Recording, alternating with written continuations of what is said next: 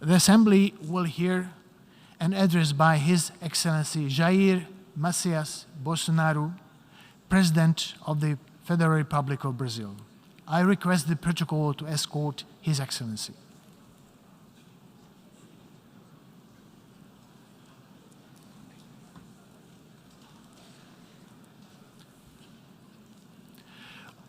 On behalf of the General Assembly, I have the honor to welcome His Excellency Jair Messias Bolsonaro, President of the Federal Republic of Brazil, and to invite him to address the Assembly.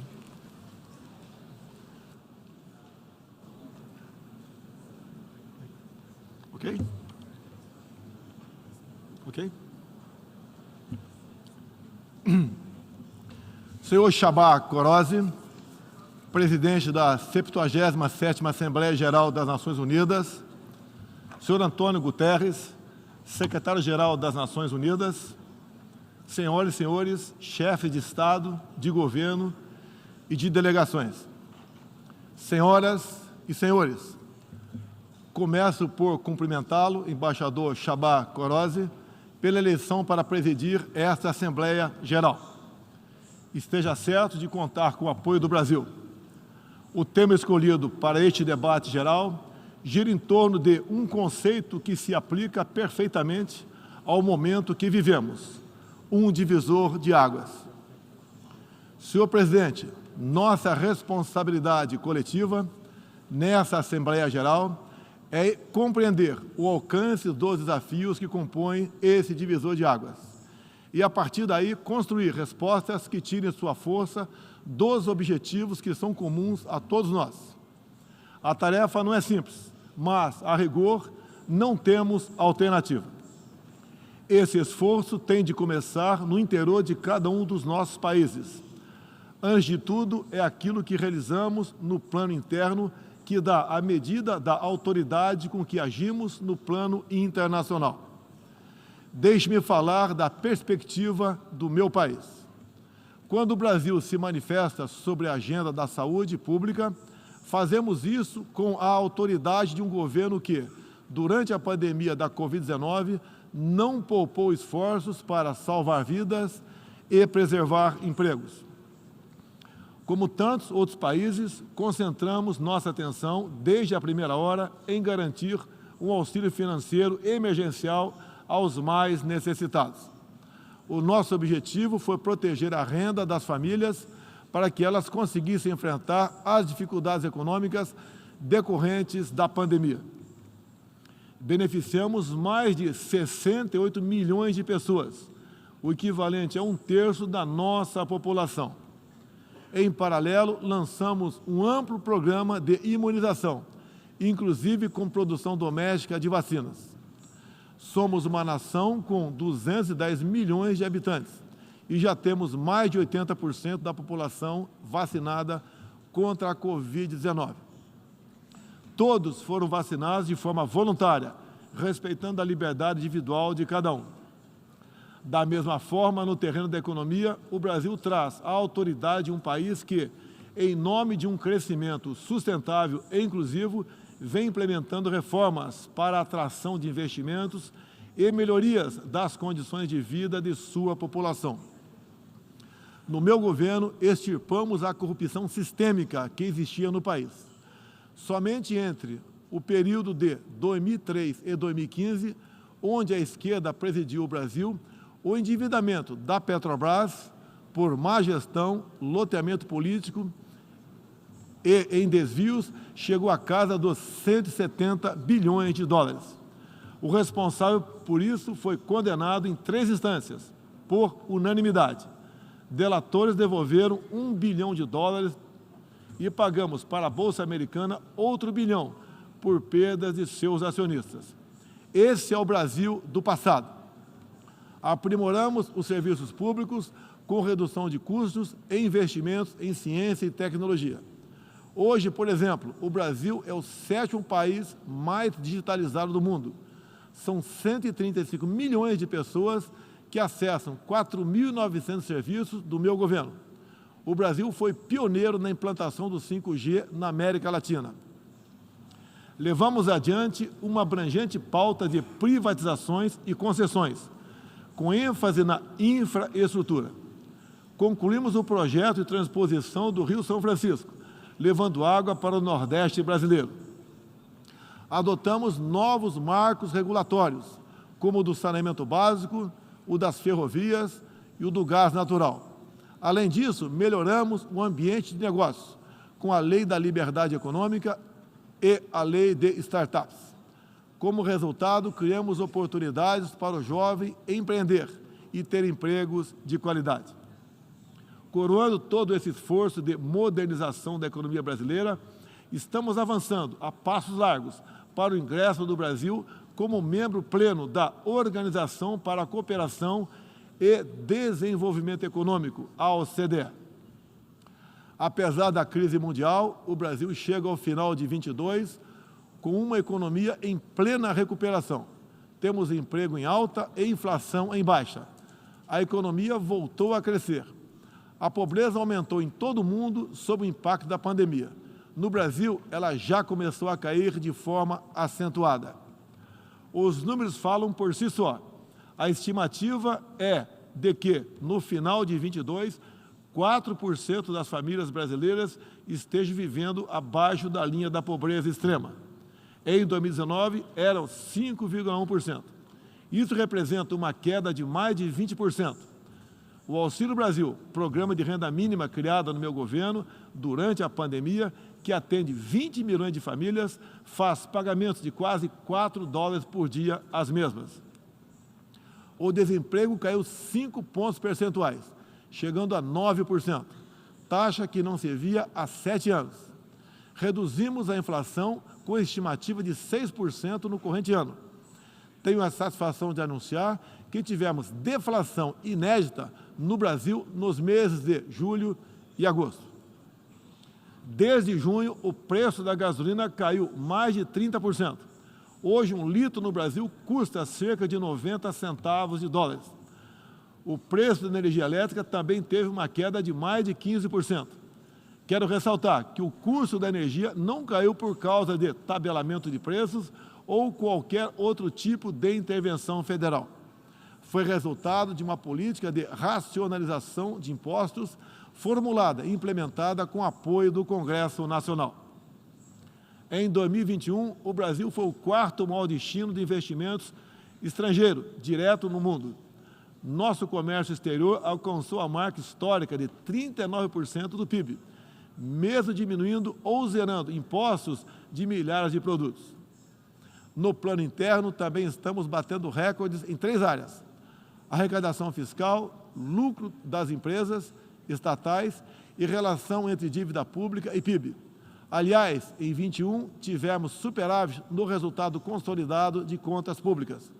O PIB brasileiro aumentou 1,2% no segundo semestre. A projeção de crescimento para 2022 chega a 3%. Temos a tranquilidade de quem está no bom caminho, o caminho de uma prosperidade compartilhada entre os brasileiros e, mais além, compartilhada com nossos vizinhos e outros parceiros mundo afora.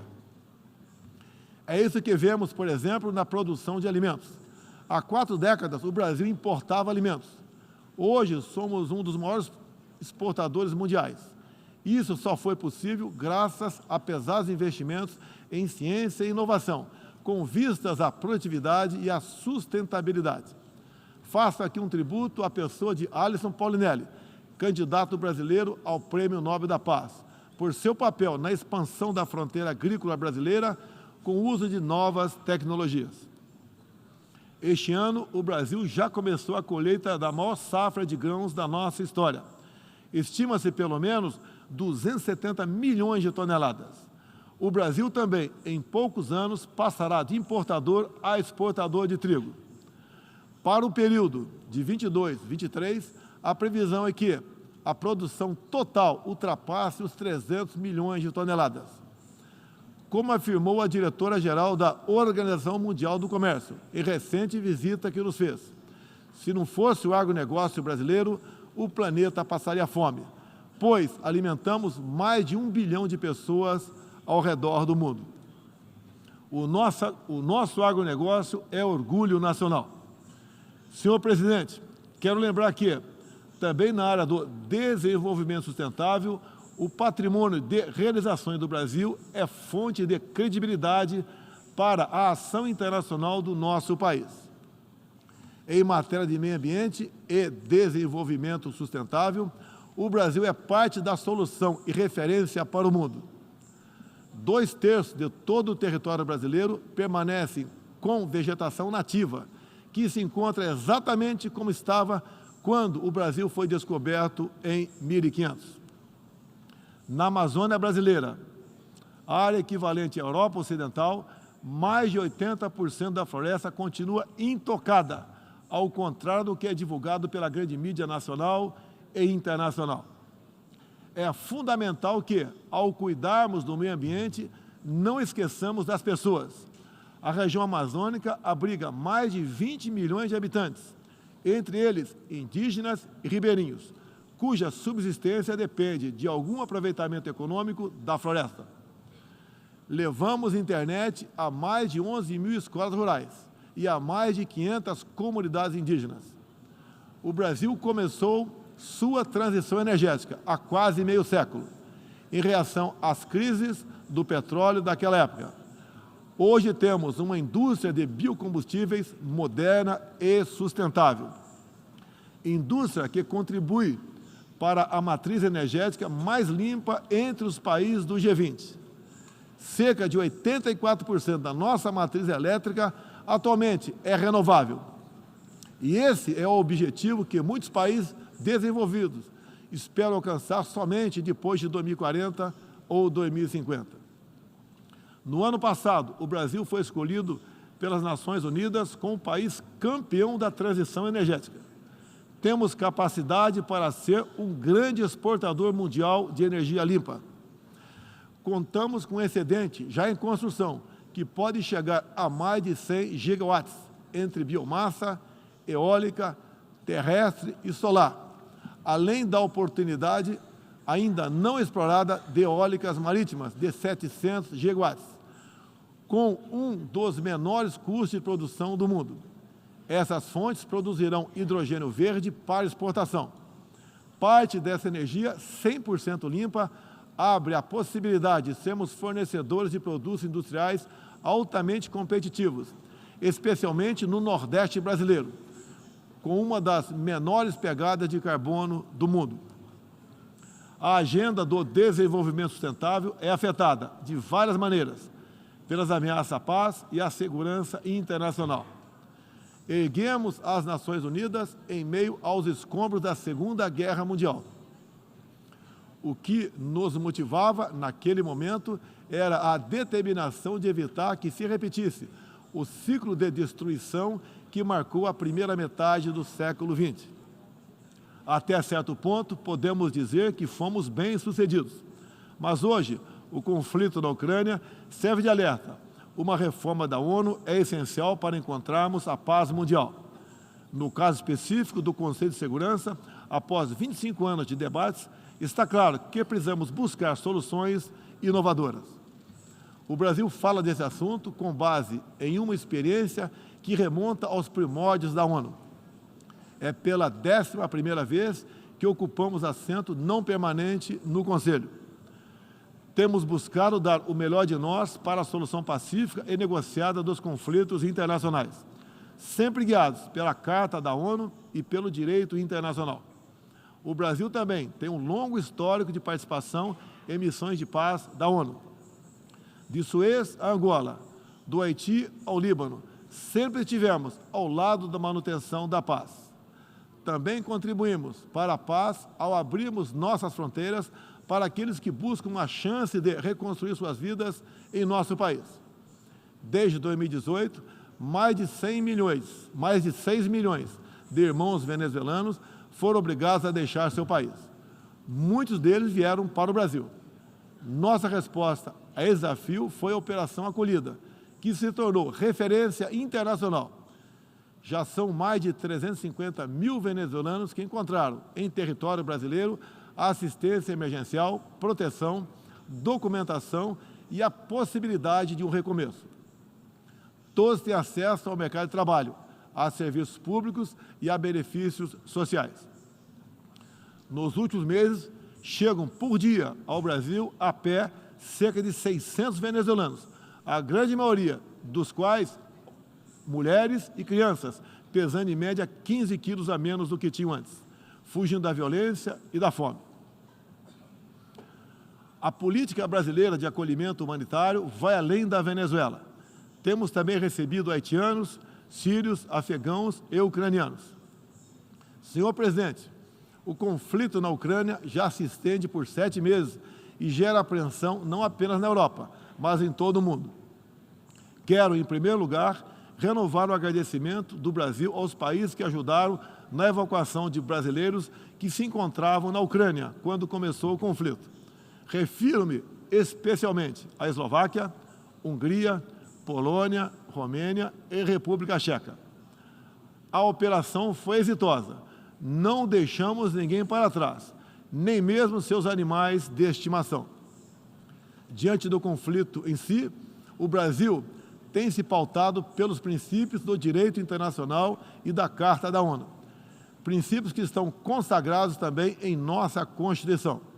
Defendemos um cessar-fogo imediato, a proteção de civis e não combatentes, a preservação da infraestrutura crítica para assistência à população e a manutenção de todos os canais de diálogo entre as partes em conflito. Esses são os primeiros passos para alcançarmos uma solução que seja duradoura e sustentável. Temos trabalhado nessa direção. Nas Nações Unidas e em outros fóruns, temos tentado evitar o bloqueio dos canais de diálogo, causado pela polarização em torno do conflito. É nesse sentido que somos contra o isolamento diplomático e econômico. As consequências do conflito já se fazem sentir nos preços mundiais de alimentos, de combustíveis e de outros insumos. Esses impactos nos colocam a todos na contramão dos objetivos do desenvolvimento sustentável. Países que se apresentavam como líderes da economia de baixo carbono, agora passaram a usar fontes sujas de energia. Isso configura um grave retrocesso para o meio ambiente. Apoiamos todos os esforços para reduzir os impactos econômicos dessa crise, mas não acreditamos que o melhor caminho seja a adoção de sanções unilaterais e seletivas, contrárias ao direito internacional. Essas medidas têm prejudicado a retomada da economia e afetado os direitos humanos de populações vulneráveis, inclusive em países da própria Europa. A solução para o conflito da Ucrânia será alcançada somente pela negociação e pelo diálogo. Faço aqui um apelo às partes, bem como a toda a comunidade internacional. Não deixe escapar nenhuma oportunidade de pôr fim ao conflito e de garantir a paz. A estabilidade, a segurança e a prosperidade da humanidade correm sério risco se o conflito continuar.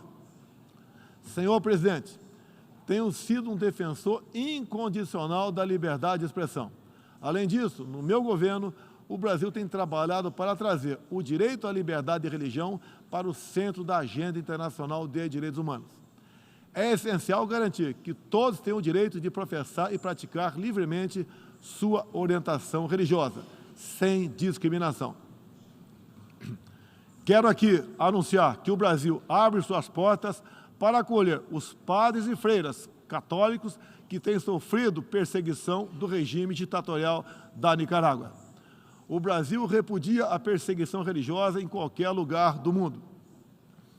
Outros valores fundamentais para a sociedade brasileira, com reflexo na pauta dos direitos humanos, são a defesa da família, do direito à vida desde a concepção, a legítima defesa e o repúdio à ideologia de gênero. Quero também destacar aqui a prioridade que temos atribuído à proteção das mulheres.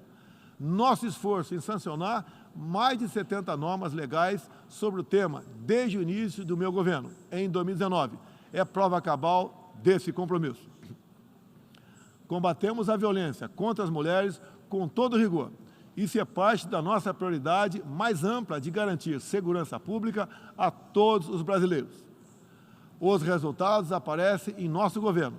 A queda de 7,7% no número de feminicídios e diminuição do número geral de mortes por homicídio. Em 2017, eram 30 mortes por 100 mil habitantes. agora são 19.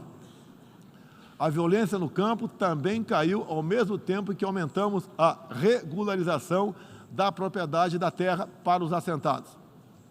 No meu governo, entregamos 400 mil títulos rurais, 80% deles para as mulheres.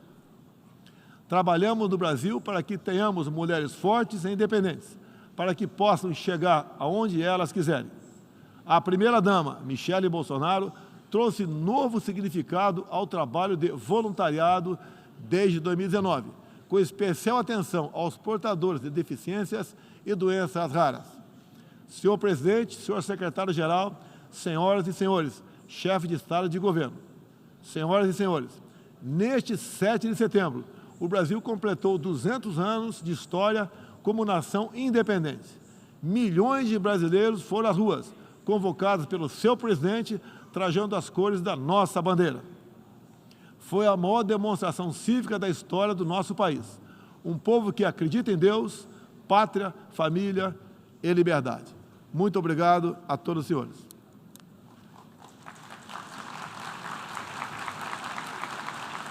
Obrigado.